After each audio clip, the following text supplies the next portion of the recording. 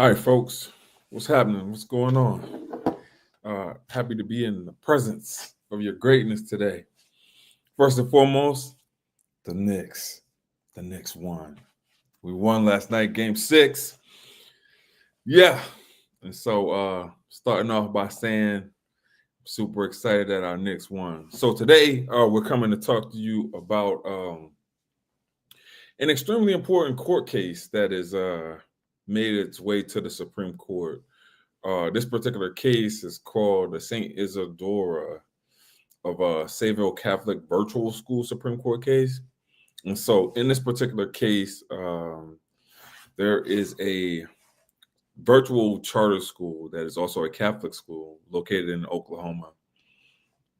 And so folks thought it best to try to register this school as a charter school in addition to being a religious secular school.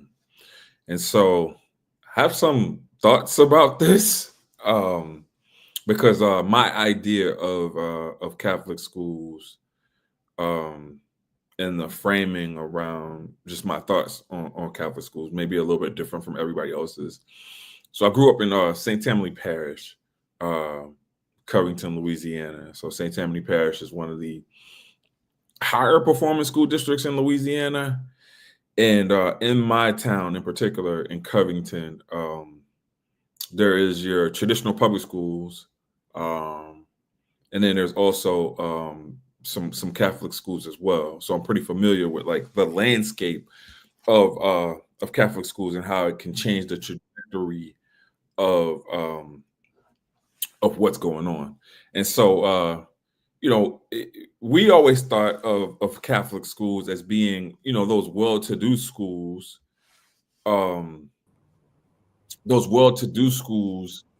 that people were able to afford to send their kids to, right? And so that's always been my thought with regards to Catholic schools, based off of how I grew up in the town that I grew up in, and in thinking about that, there are some distinctions in terms of kids that attended the traditional public school and the students that attended the Catholic school.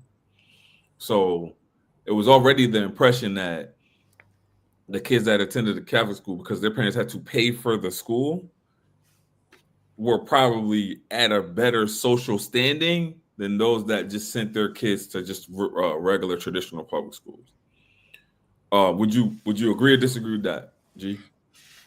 Yeah, I mean, generally, when I grew up, where I grew up in New Jersey, when you went from middle school to high school, our high school wasn't a high performing high school. It had a lot of challenges, and that was the moment where folks would, if you had the money and the means, you would seek out a Catholic school or parochial school in the area, or literally just leave the town, leave the city, and find education somewhere else. But that was all a function of how much money you had, and paying for education seemed like the way to guarantee a better one.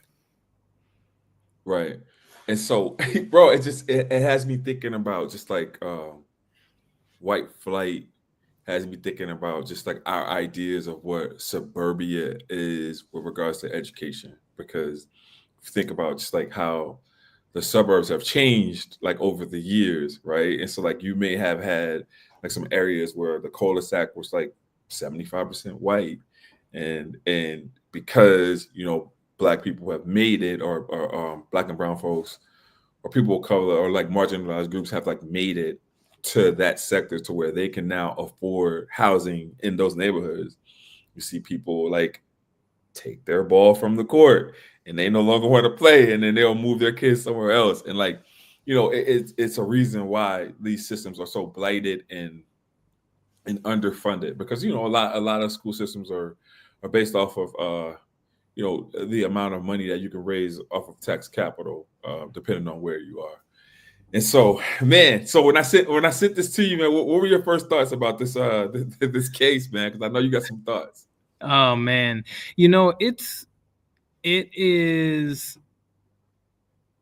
really interesting. It's very stressful. It's got these like kind of existential existential challenges as they relate to our school. Obviously, I am a charter school founder and supporter of good schools, wherever they may be. And what this is creating is an opportunity, which I think is the part that's scary for us, and also just for the sector generally, is that there could be this very like black or white minimum nuance decision that either rules that charter schools are private or public, and the kind of trickle down effects of that would mean that states would want to abolish, their partnerships with private schools, right? They wouldn't want public funds to be directed to private school entities, which I understand. And that beyond all of the other questions around the religious aspects of the curriculum and using public dollars to fund religious education and having a point of view about that, that's another issue that I think is also complex. But the part about just like the existential nature of like what our schools are as charter schools and how they are defined by folks who frankly don't spend a lot of time thinking about this stuff, don't really understand the nuance about it, and are are relying on all of these different amicus briefs to help them understand the context and the positioning of our schools is really unsettling. In a time in the last 100 days where I feel like everything has just been really unsettling to what we understand as the status quo for education. Yeah. You came up in here guns blazing, game on. I love it. That's what happens when the Knicks win, bro. That's what happens when we win game 6. Right. That's what happens, man. The energy is different, bro. The energy is different, man. And so, to your point, man, I look at what's happening in Oklahoma. Like I feel like it's a double dip, right? Like I feel like, you have the resources in order to, like, first and foremost, right? We have to name the fact that like Catholic schools across the nation are on the decline, right? And like religious institutions as schools are on the decline, right? And so this is a way, and it's a way for folks that submitted amicus briefs on that side of things. And whatnot. This is a way for them to try to inject that energy or that old energy back into like this new catalyst of schools, which I get, but we'd be remiss to not talk about the vouchers, right? And talk about the vouchers. And so, like in states that have voucher systems, like in Oklahoma, you don't really need a charter school. You don't really need public because you're already getting a certain amount of money allocated towards your child's education. And we're not even talking about the fact that like these vouchers benefit everybody. So like, it's not just for like poor and disenfranchised people that are receiving these vouchers, right? So like that's first and foremost. I'd be pro voucher if there was rules around the vouchers. Yeah.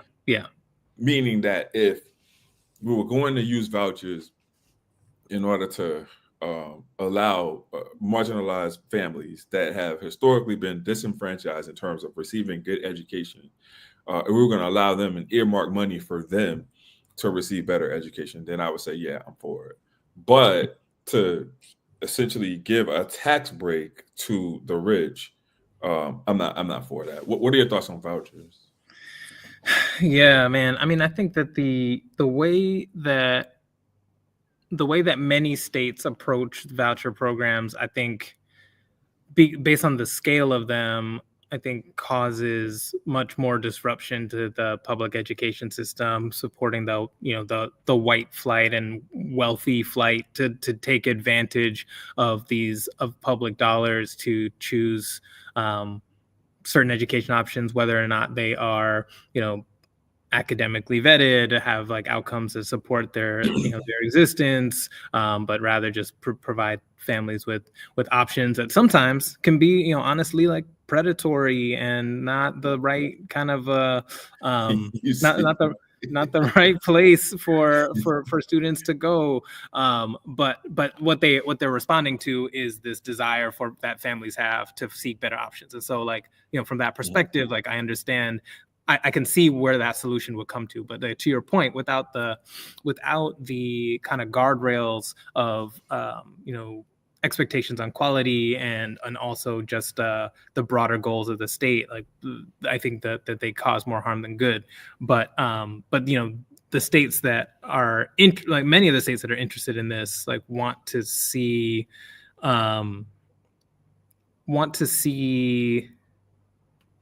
this happen in a way that will kind of open the door for more school options under different kind of monikers, whether that's like the charter schools or other additional parochial schools to proliferate, which I think is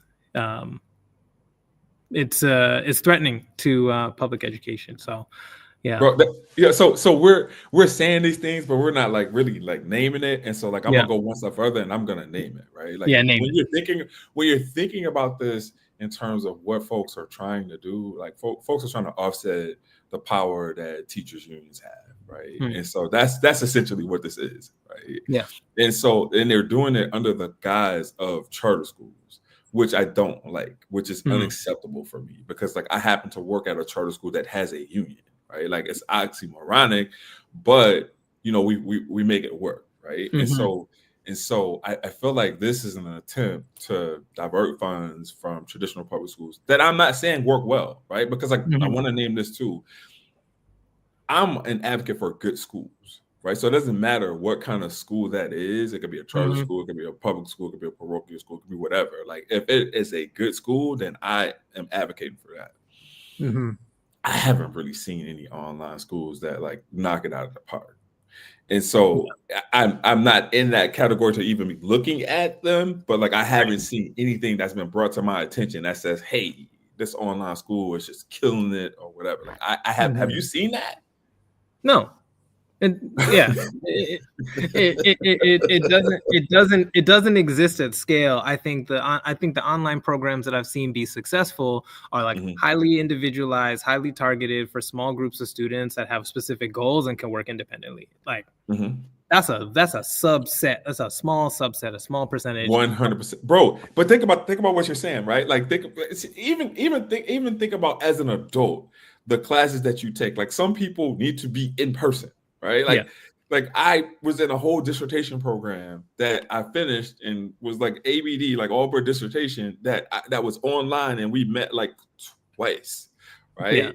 And it's like you're sitting here, and now you're saying, "Hey, write 5 chapters," and I'm like, "What?" based off of what you taught me? What? Yeah.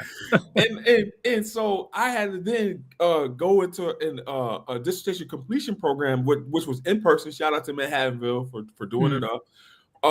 That was in person, that met the needs that I had in terms of like being in person, like learning how to academically write for with rigor or whatever. And so like, bro, we're asking like, think about Zoom. Think about Zoom during COVID. Yeah. And thinking about the attention spans of these young people, and now expecting them to be online all day in an online school. I don't see it. I don't see it. Yeah. Yeah. Well, I mean, it's no surprise that, none of these conversations are focused on the actual quality of the program. Yes, sir. But rather just the ability for states or for people to offer whatever programs they want to offer to provide those options to their constituents. And so that, I think that's a deeper challenge with all of this. 100%. All right, so we'll go into like the nuts and bolts of exactly what's happening, right? So background on the school. Catholic school has been operating for several years, providing online education to students across the state of Oklahoma. The legal challenge is that the school has recently been involved in a Supreme Court case regarding the legality of its operation and the inclusion of religious content in its curriculum. The key issues is that the case focuses on separation of church and state and the extent of which a religious institution can be involved in public education. The stakeholders that are involved are the parents, the state government, and various advocacy groups on both sides of the issue. And I think that for these advocacy groups, man, it's tough because it's like I don't want to call them out because I can see like both sides. It's funny because like even though we stand on one side and we Mm. feel the way that we feel about the issue, I can see both sides of it. Um, what are your what are your thoughts, bro? Yeah, I mean, I guess I'm not sure. I mean, I guess the big question for me is like from like the religious standpoint. Mhm. Can this school be considered a public school with its religious affiliation? And if that means that the state can exclude religious schools from like charter operations or chartering because of their religion or religious affiliations, that because it's a state by state issue, the fact that this is in Oklahoma, a largely conservative state with like uh, a strong point of view about the balance of religion in public education, and I just think that there's one thing that this is making me think about more broadly is like this is a version or an example of when you take this sort of Department of Education, the federal kind of oversight or central point of view about these programs away, and the state by state governance or point of view starts to show itself, that you can run into some serious issues about what kind of schools get funded, what kind of programs get the green light. And it's going to vary, whether you live in Oklahoma or South Carolina or New York or Massachusetts. And I don't know. I think it's just a slippery slope. But yeah, So, so, so think about this though, right? Like I'm gonna push yeah, you on this, right? Because like you know how it is to charter something in New York State, bro. It's like, yo, if you're not coming correct, then you're getting shut down. Like yeah, sure. basically, you're getting shut down. Like you have a very narrow window, a very narrow opportunity window in order to show improve, right? And so a lot of this is based off of test scores. A lot of this is based off of just like some Mm-hmm. stringent ways in which you're being measured against other schools, right? Right, And right. so I don't see any of these. I don't see this school in a New York State being able to like pass the smell test, Mm. in the sense that, is it going to provide rigor? Are you going to be able to compete with the districts in terms of like you know uh nuts and bolts comparison, like a apples to apples comparison? Mm-hmm. What How would that hold? But what scares me, I think, is that if they view us as if they view charter schools as private schools, then that gives a whole lot of light to like folks that talk about just like funding, and like how it's already bad for us in terms of funding, because we only Right, get about 85% of the per pupil based right. off of administration fees that are used by the district for whatever they say that they do, because I don't think they do Mm-hmm. anything where I'm at. Yeah. That's 15% of the take, Right, but right. I don't know, man. Like, what in the New York State, moving it to us and moving it to states that are more um that police charters more, and hold charters accountable more than I guess Oklahoma. What do you think it looks like for them? Yeah. Well, I mean, I think you're right. In New York, I remember in my capacity interview the um like getting some very specific and targeted questions around some like points of view that I had about written in the charter. I remember referencing Bishop Desmond Tutu, and the way that he talked about Ubuntu as this like philosophy around interconnectedness of people as a way to build sense of teamwork and connection across people. Like one person can't be great unless we're all great, right? But the fact that I used a religious figure as a kind of a anchoring quote or idea in my application. They asked me about it. They wanted to make sure that this was like part of a broader philosophy and not like a particular like religious doctrine that we were trying to introduce into the school, which I appreciated, because like, that is their job, to make sure that they are checking all of those boxes and ensuring that our program, while it might have, there might be influences from all different walks of life, faith, cultures, backgrounds, that ultimately like the position of the school is not rooted in one kind of religious point of view or not. And like I remember having that experience and going through it and being like, wow, like first of all, they went through every line of our charter and were really making sure that we understood it and were willing to hold ourselves accountable to meeting the goals of it. And therefore, I think that there will be a really tall task for a school like this, like if St. Isidore was proposed in New York. Like I think that they would need to make a much stronger case about who they were, what they were trying to do, and to meet the level of rigor of expectation that other state authorizers might have. Yeah, but then also, like they've been in operation for a couple of years, so it's nothing for us to go and pull some data to see how how kids are really doing, and I will do that. Trust and believe that I will do that, because I don't know, because like when I think about Oklahoma, like I don't think education is not the first thing that I think about in terms of in terms of the state. Well, I will say that there are some dope charter schools in Oklahoma. Shout out to Tulsa Honor Academy. Okay.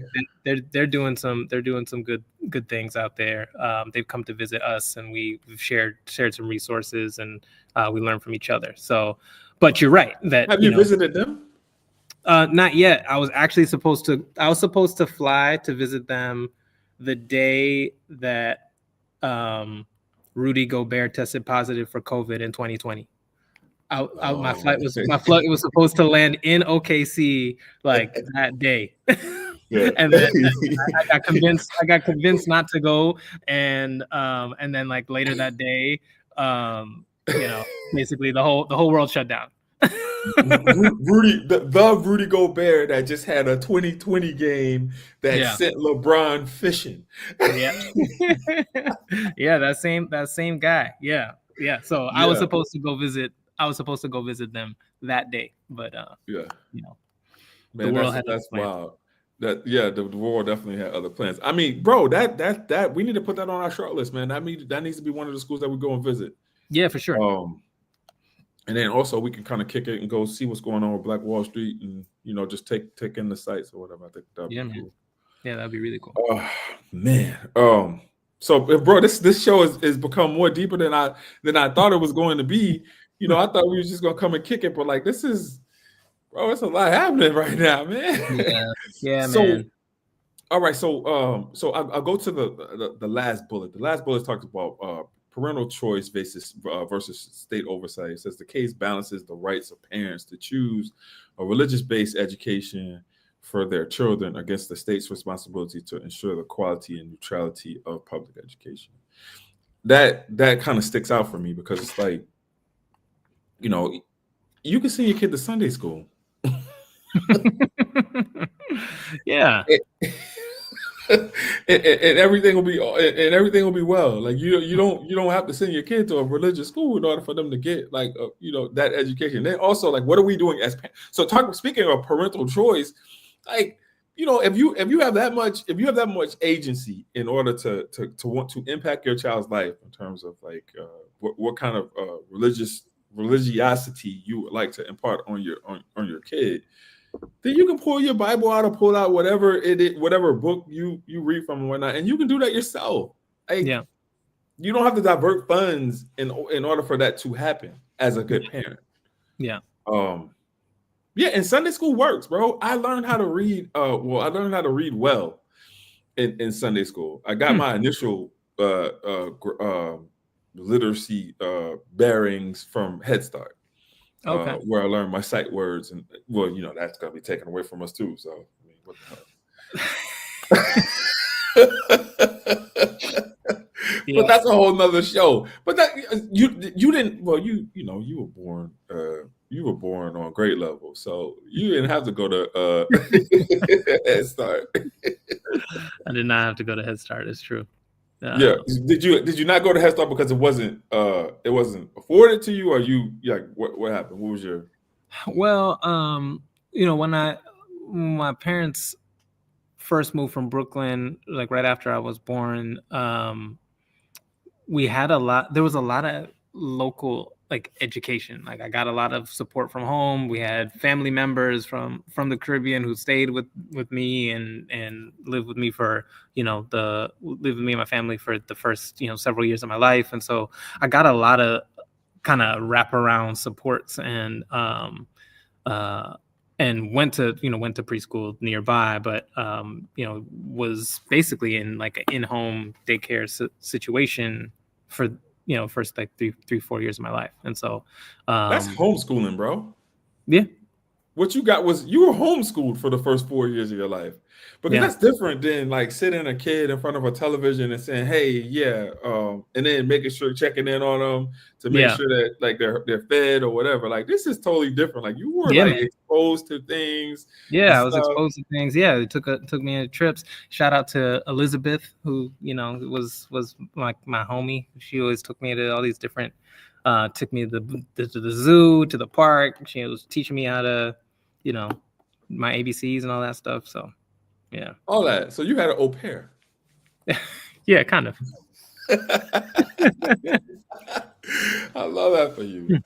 And Yeah, so, all right. So, parent choice, and then when we talked about the separation of church and state, which is prevalent, but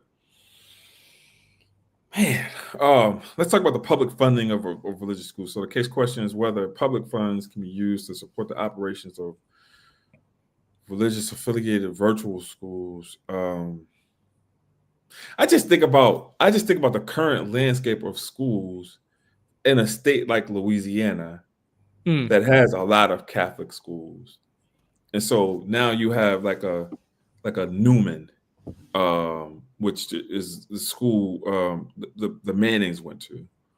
okay, Um, Now that could receive public school funding, just like how all of the other schools in Louisiana would be publicly funded. I don't think that's fair. yeah, yeah. Well, they would that.